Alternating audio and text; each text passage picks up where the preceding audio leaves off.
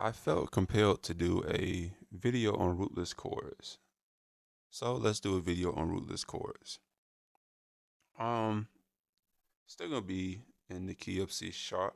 Let's see. Alright, 1, 2, 3, 4, 5, 6, 7, 8. Alright, what is a rootless chord? Rootless chord is simply put a chord without a root in it. So you have let's say a major 7, a C sharp major 7. A lot of people will use this.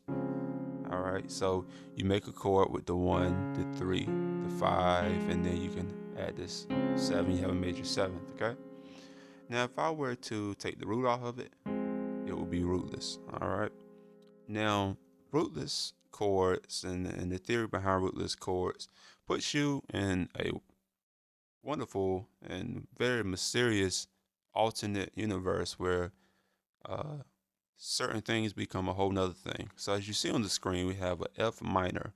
Well, in the context of rootlessness, as of this moment, it's not an F minor. As of this moment, it is a C sharp major chord. All right, and we'll refrain from a bunch of extension names. It's a C sharp major chord. All right. Now, the beautiful thing about this system is this F minor can represent many things, depending on where I put it. So if I were to go here, now this F minor is representing my B flat, which is my 6. All right. It no longer feels like a 1. All right.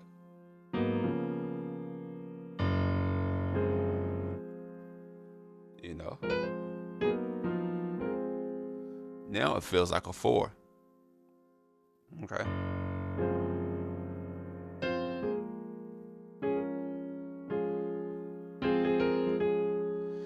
So the point is, it can feel like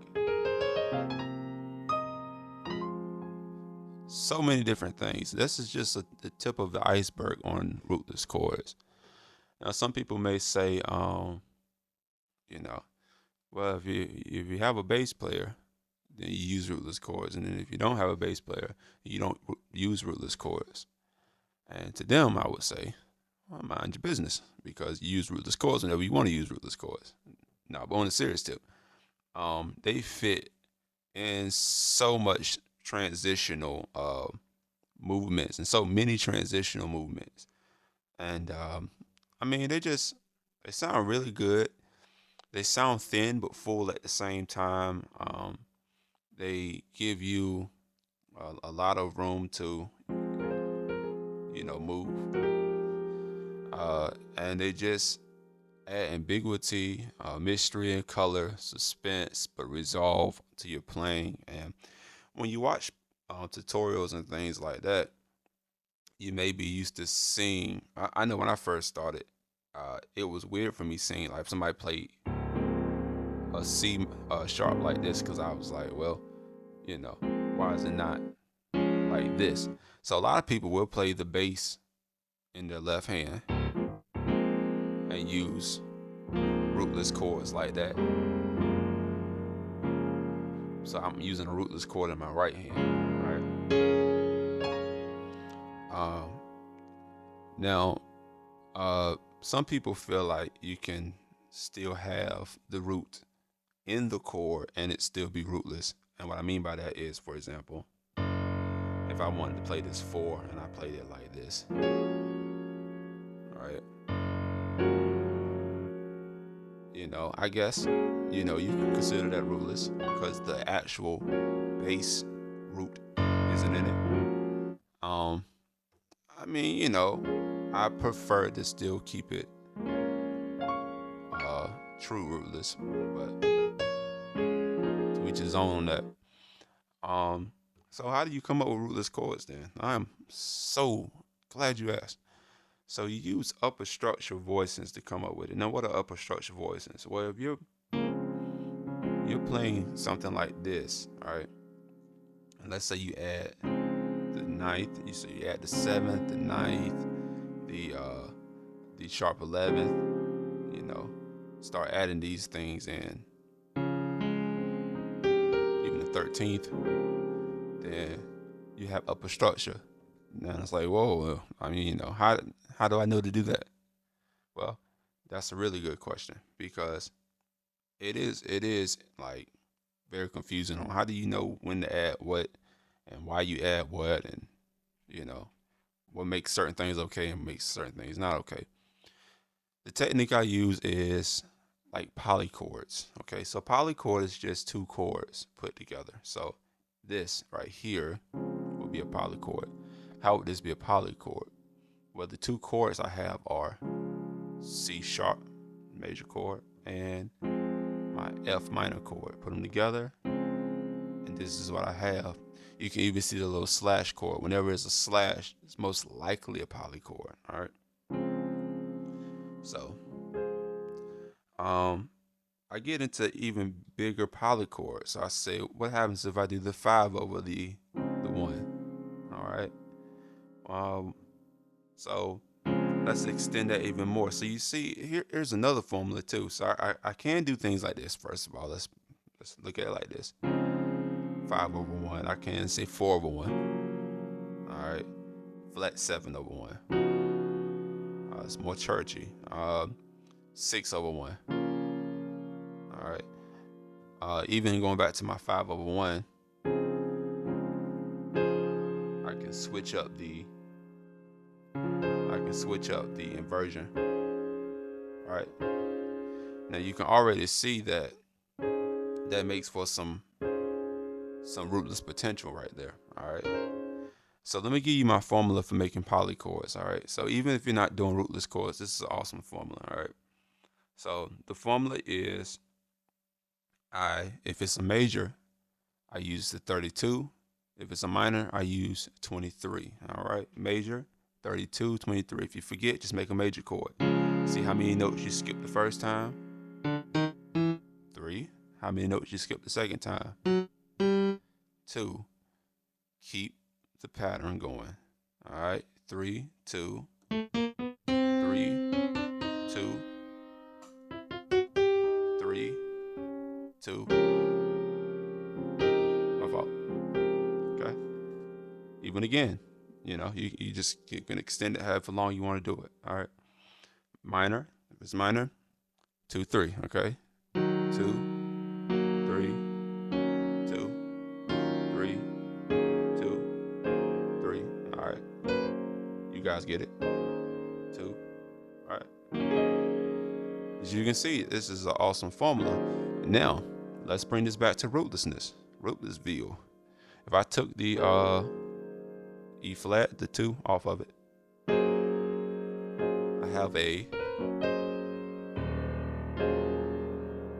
seriously long rootless chord, very thick rootless chord here.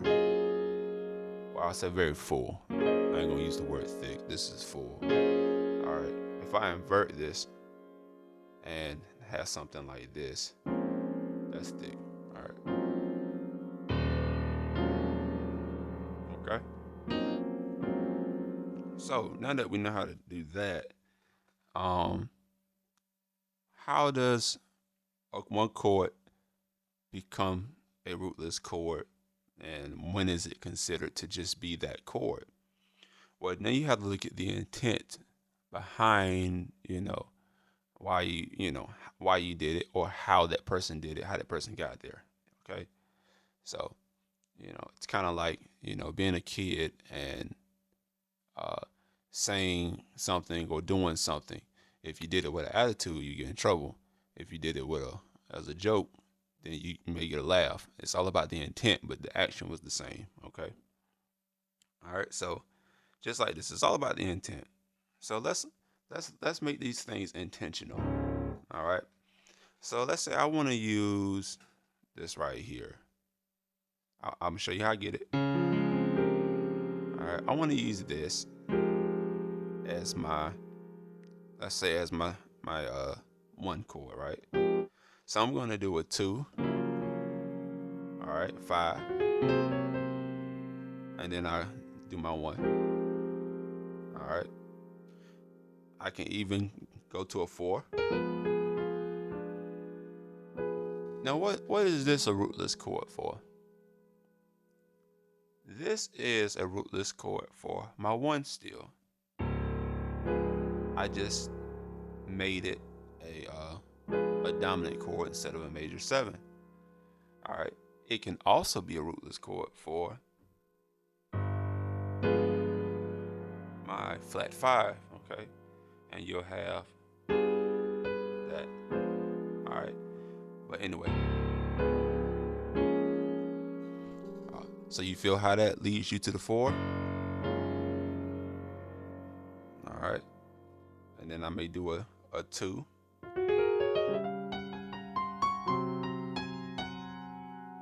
And then let's say. So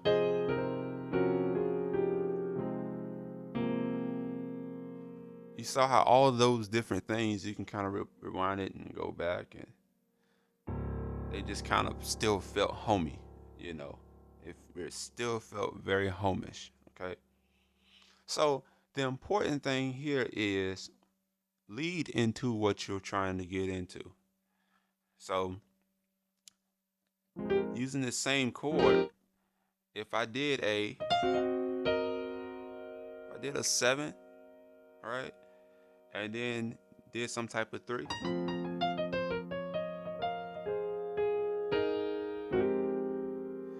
If I did some type of, 7, 3, 6,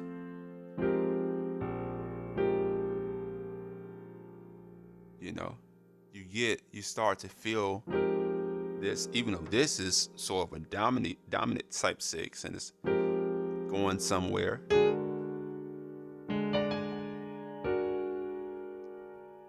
So what is this? This would be a 6. So this is one of those examples where I got the root right here, but voice leading.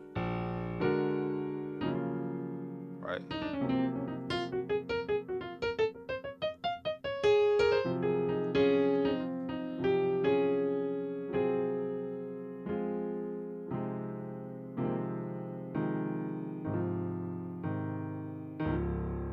Right? So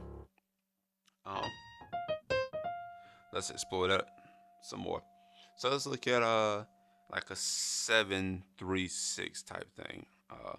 So I can use this for my 7. I can do like here.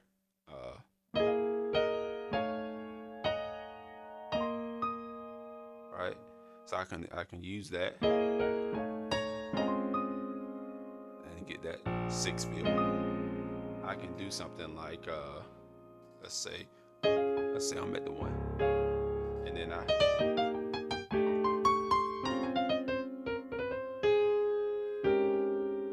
you can do something like that.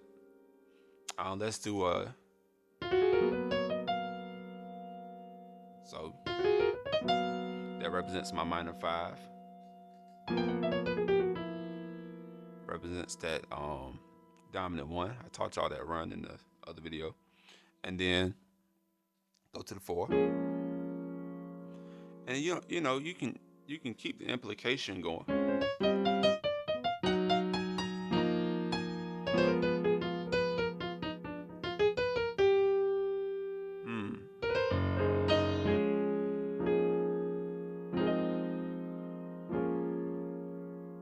Right. Now you notice what I just did just then. All right.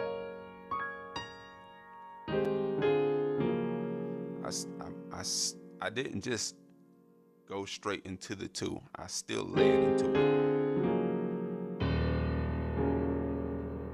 All right.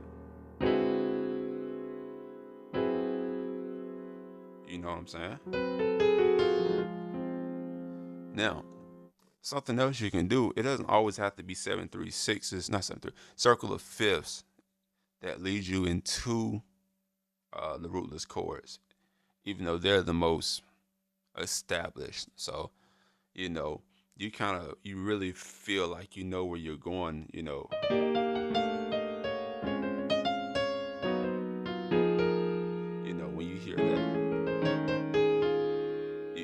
know where you're at.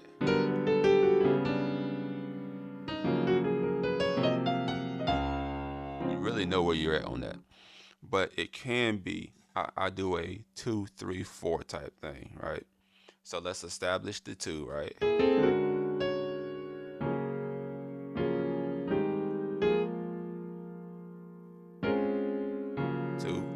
3, 4. Watch this 6. Right? You know, but it leads me to it. It's just augmented stuff. But 2, 3, 4. All right, let's do something else for the 6.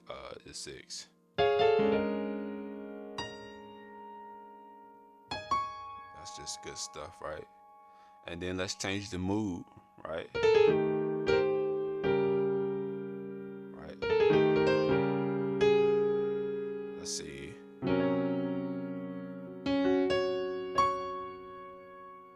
then we'll go with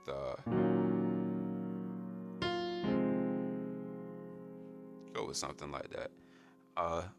Other good things to use are like suspended chords. So you can do certain things like let's go back to the right, and then let's do something like yeah, something like that.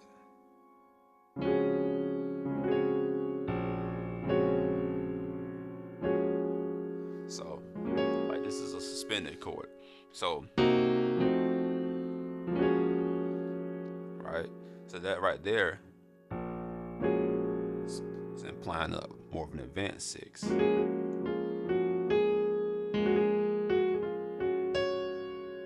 Right, and then of course we can still do our, and then that takes us to the 4. We can do some like, you know, the options are very much endless when you in the land of Rootless.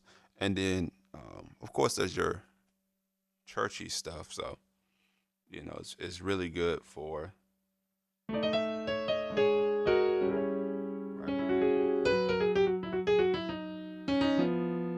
very good for that.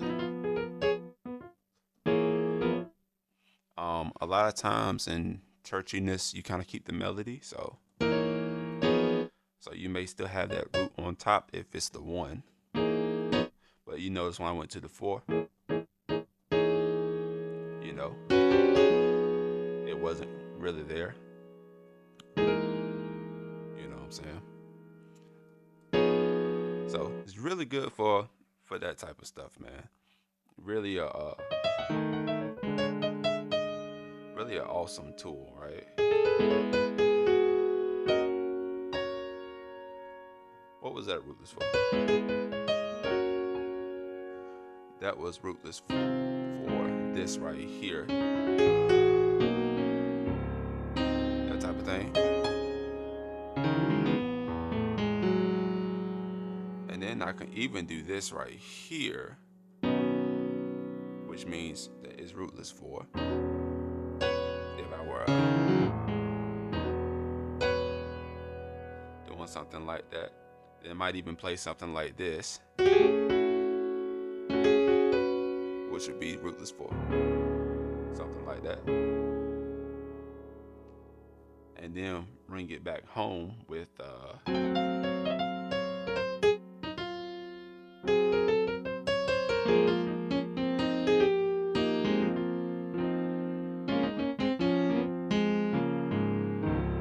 so possibilities are very much endless. You do have to know your way around the keys, but you know, once you start figuring these things out, you know, keep rolling with it, keep experimenting, and see what else you know you can come up with. And you know,